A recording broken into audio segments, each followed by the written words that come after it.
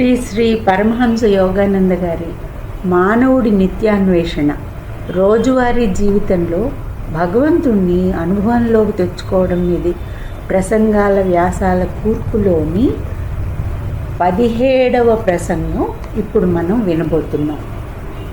Self realisation fellowship అంతర్జాతీయ కేంద్ర కార్యస్థానం లాస్ ఏంజలస్, కాలిఫోర్నియా, అక్టోబర్ 28, 1938న శ్రీ శ్రీ యోగానంద గారు ఇచ్చిన ఈ ప్రసంగం పేరు వ్యక్తిత్వాన్ని వికసింపచేసుకోవడం.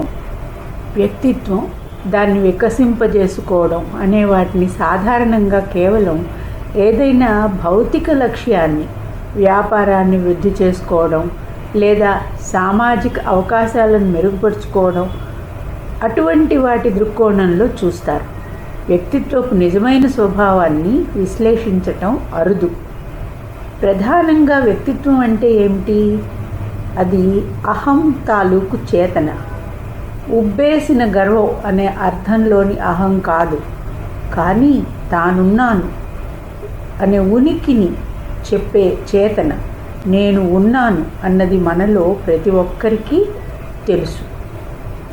ఇంకా మనం ఒకానొక విధంగా ఉన్నామన్న ఎరుక మనకు ఉంది.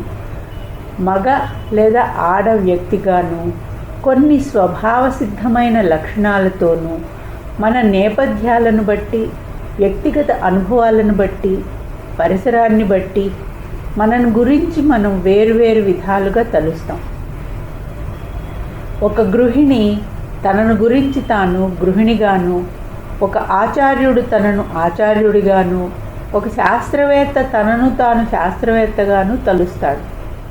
అయినా వాళ్ళు నిద్రపోతున్నప్పుడు తమ రోజువారీ పనులను మర్చిపోతారు.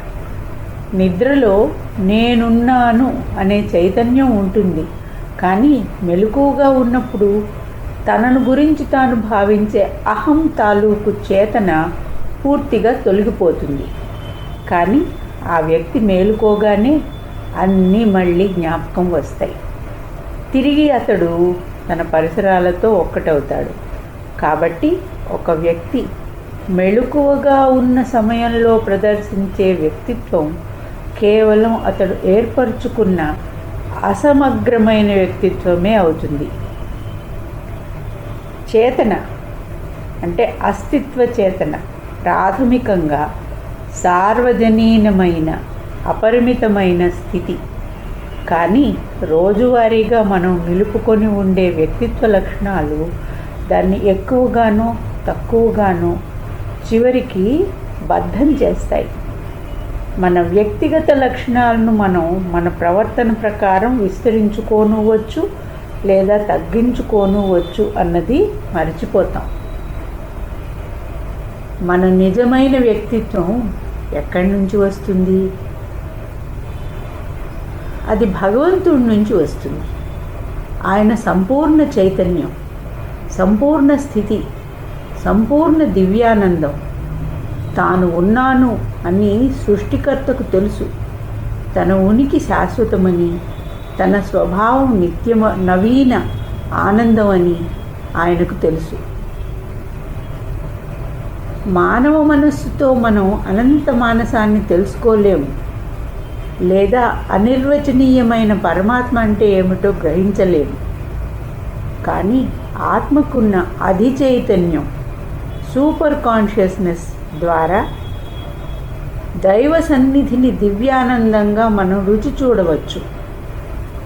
ఏ అనుభవం వల్ల మనం పొందే ఆనందమైనా అది ఏదైనా బయటి పరిస్థితి వల్ల కలిగినదైనప్పటికీ అది భగవంతుడి నుంచి వచ్చినదే.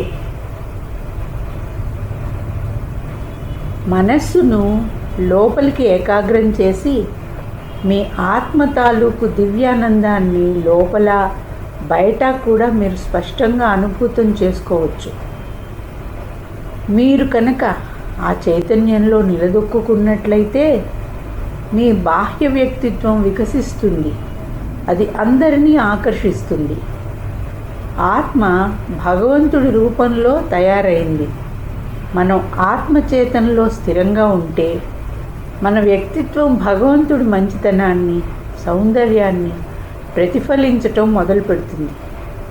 అది మీ నిజమైన వ్యక్తిత్వం. మీరు చూసే వేరే ఏ విధమైన లక్షణాలైనా ఎక్కువగానో తక్కువగానో అంటుకట్టినవి. అవి నిజమైన మీరు కాదు. దివ్య మానవుడు భగవంతుడి విశ్వచేతనలో జీవిస్తూ ఏ విధమైన బాహ్య వ్యక్తిత్వాన్నైనా తాను కోరిన విధంగా ధరించగలడు. నాకు నా మానవ వ్యక్తిత్వపు ఎరుక ఉన్నప్పుడు నాకు పరిమితులున్నాయి. కానీ నా చైతన్యాన్ని ఆత్మ పరిధిలోకి మార్చగానే నేను ప్రతిదాన్ని ఒక చలనచిత్రం మాదిరిగా చూస్తాను. సినిమా తెర మీదకు బొమ్మలను ప్రసరింపచేస్తున్న వెలుగు మీద మనసును ఏకాగ్రం చేసిన వ్యక్తి ఆ బొమ్మలన్నీ ప్రొజెక్టర్ నుంచి వస్తున్న మిణుకు మిణుకుమని ప్రకాశించే కాంతి ప్రవాహాలుగా చూస్తాడు. అదేవిధంగా ప్రపంచాన్ని, అందులో ఉన్న జీవులను కేవలం భగవంతుడి నుంచి బహిర్గతమైన ఆలోచనలుగా చూస్తాను. మీరు స్థూల ద్రవ్యం మీద ఏకాగ్రత నిలపండి. ప్రతిదాన్ని భౌతిక పదార్థంగానే చూస్తారు. కానీ మీరు మీ చైతన్యాన్ని దైవాన్ని గురించిన ఎరుకకు, డివైన్ అవేర్నెస్ లేపగానే అన్ని పదార్థాల వెనుక ప్రవహిస్తున్న భగవంతుడి కాంతి సాగర ప్రవాహాన్ని చూస్తారు. మీరు ప్రతిదాన్ని పరమాత్ముడు చూసినట్లుగా చూస్తారు. భగవంతుడి ఏకత్వం ప్రతిదానిలోనూ ప్రతిఫలించినప్పటికీ విశ్వ ప్రకృతిలో అది భిన్నత్వంగా కనిపిస్తుంది. ఆయన సృజనాత్మక ప్రాణం భూమి అంతటా ప్రసరిస్తుంది.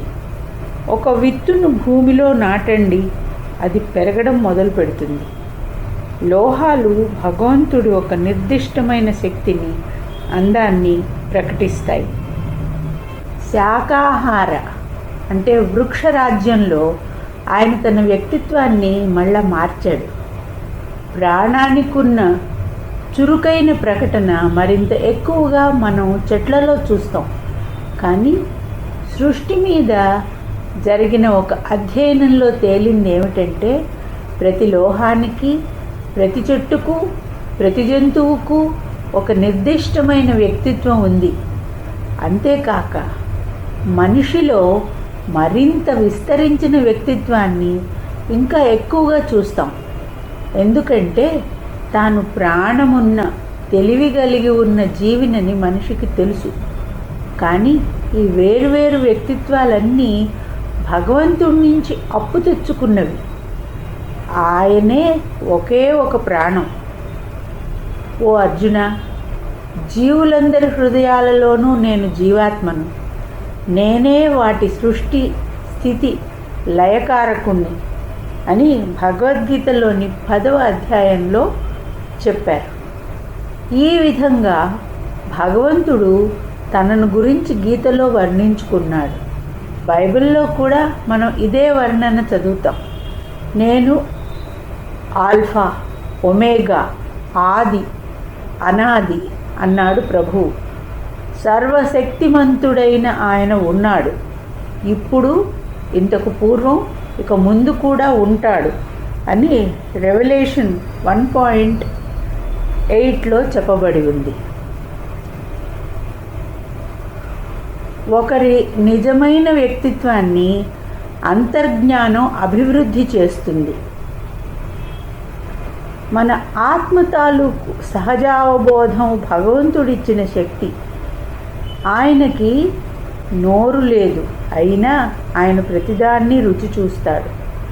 ఆయనకు చేతులు, కాళ్ళు లేవు, అయినా ఆయన ఈ విశ్వాన్ని మొత్తాన్ని అనుభూతి పొందుతాడు. ఎలా?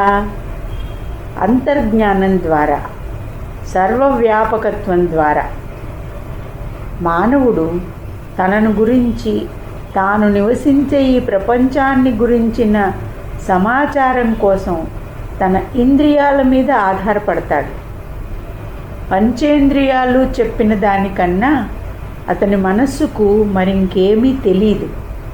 కానీ అధిమానవుడు జ్ఞానం కోసం అంతర్జ్ఞానం మీద, తన ఆరో ఇంద్రియం సిక్స్త్ సెన్స్ మీద ఆధారపడతాడు.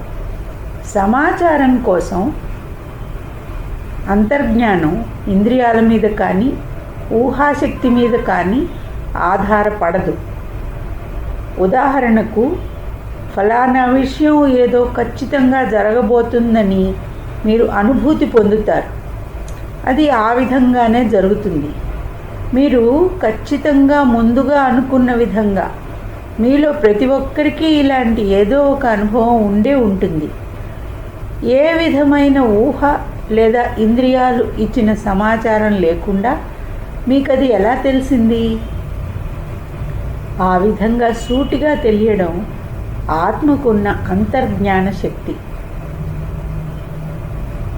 ప్రాచీన కాలపు భారతీయ మహర్షి పతంజలి అంటాడు, శాస్త్ర ప్రమాణం తనంతట తానే సత్యానికి రుజువు కాదు అని. అలాంటప్పుడు బైబిలు, గీత నిజమని మీరు ఎలా తెలుసుకోగలుగుతారు? ఇంద్రియాల ద్వారా, ఊహాశక్తి ద్వారా దొరికిన సమాచారం చివరి ప్రమాణాన్ని ఇవ్వలేవు. సత్యం అనేది చిట్ట చివరికి అంతర్జ్ఞానం ద్వారా, ఆత్మ సాక్షాత్కారం ద్వారా నిరూపించబడాలి. మీరు స్థూలమైన శరీరం కాదని, శరీరంలో ఉన్న దివ్యమైన నిత్యమైన ప్రాణ చైతన్య ప్రవాహమని గాఢమైన అంతర్జ్ఞానం ద్వారా అనుభూతి పొందినప్పుడు మీ నిజమైన వ్యక్తిత్వం వికసించటం మొదలవుతుంది. అందువల్లే యేసు నీటి మీద నడవగలిగాడు. ప్రతిదీ భగవంతుడి చేతనతో రూపొందినదని ఆయన తెలుసుకున్నాడు. మానవ వ్యక్తిత్వాన్ని దివ్య వ్యక్తిత్వంగా మార్చవచ్చు. మీరు మాంసం, ఎముకల మూట అనే చేతనను విడిచిపెట్టండి. ప్రతి రాత్రి భగవంతుడు ఆ భ్రాంతిని మీరు మరిచేలా చేస్తున్నాడు. కానీ మీరు లేచి లేవగానే పరిమితులున్నట్లుగా కనపడే ఈ శరీరంలోకి తిరిగి వెళ్తున్నారు. వ్యక్తిత్వాన్ని వికసింపజేసుకోవడం అనే ప్రసంగంలోని మొదటి భాగం ఇంతటితో ఆపుతున్నాం.